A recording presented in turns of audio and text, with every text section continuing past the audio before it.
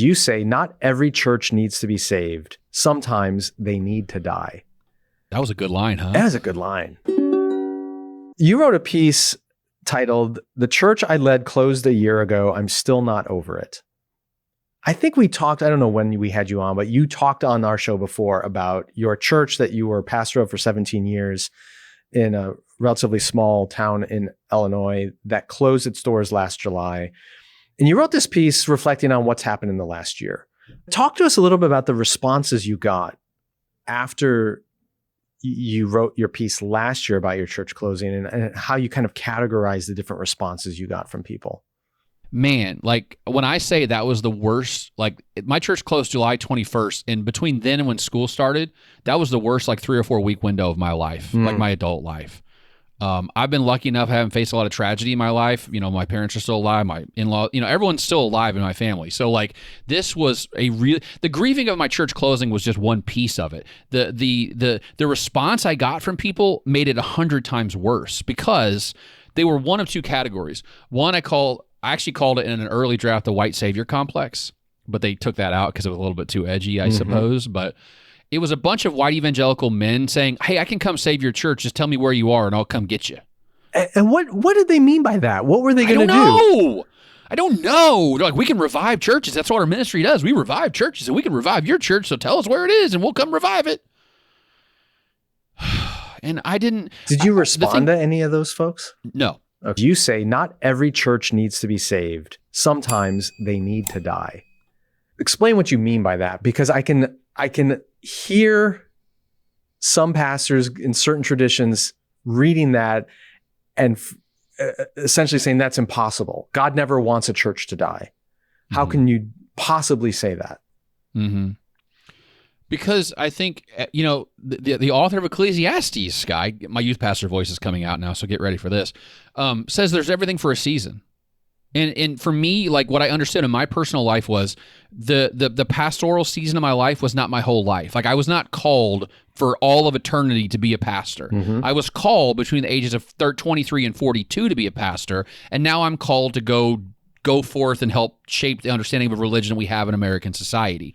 And that brought me to the end of where my church was at. That church, the reason we died was not because of anything I did or did not do. We were already on that path far before I ever even knew of that church existence. So that was a chapter in my life. It was a chapter in the lives of those people that were there. And at some point, you need to understand the time and the money and the effort that goes into keeping that institution alive is not worth it in the grand scheme of the kingdom. Like, we're so much better served now by going to a larger church with more resources. We don't have to do everything anymore. And I think that's been the most weightlifting thing for me is when I went to church yesterday, I sat in the back corner by myself. I didn't have to read the liturgy. I didn't have to preach the sermon. I didn't have to stand up and do anything. I could go and then go home.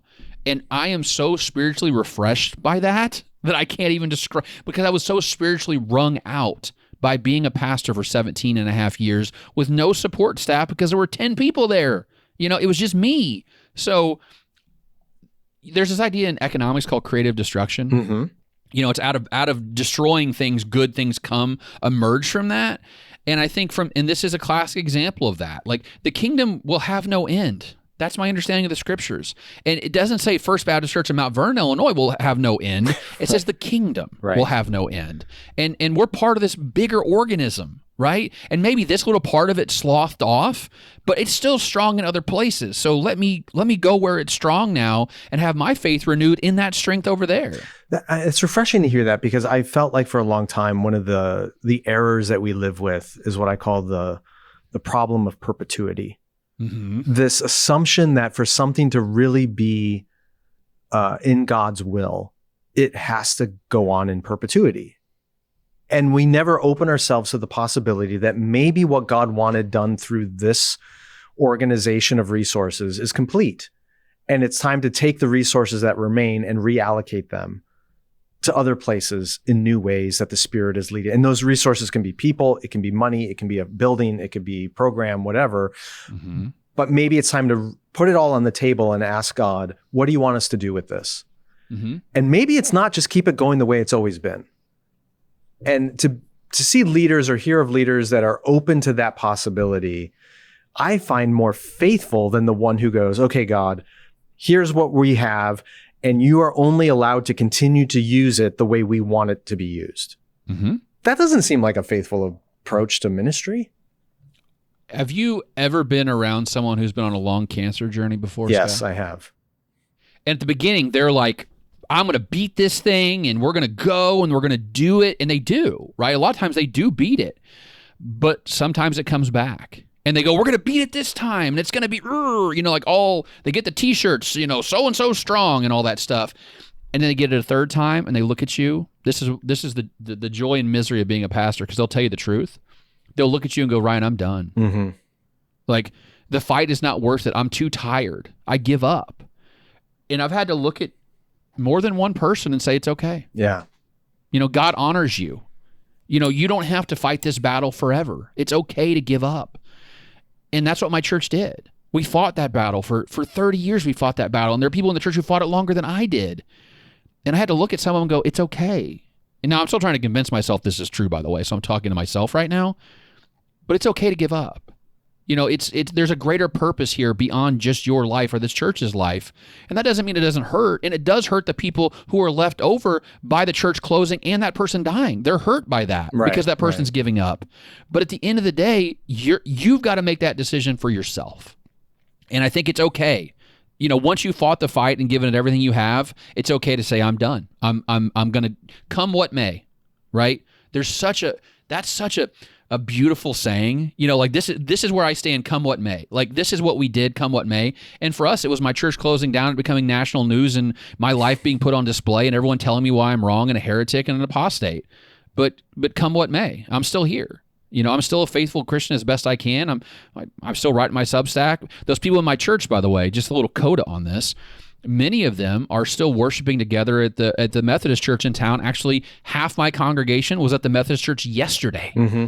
So we're not gone. Yeah. We're not done. We're still around, just in a different way. I think to back up to some of the language you were using, maybe a better word than give up is surrender. Yeah. Right? Like it's not that you're giving up, it's that you are, because giving up sounds like you are you're just walking away. Mm-hmm. And whereas surrender is more of a sense of, okay, the way I was fighting before, I'm done fighting that way, but now I'm into this posture of trust. I'm going to surrender and trust that the way I was trying to pursue this isn't working. I'm now going to trust God. And it's going to be painful at times, but I'm going to trust that he's the one who brings new life out of death. And he does. And he does. He's in the resurrection business, for goodness sakes, right? Like, absolutely. And listen, here's what I've learned from this. If your church closes, don't tell anybody. Just close your door. Well, maybe don't write about it in national publications.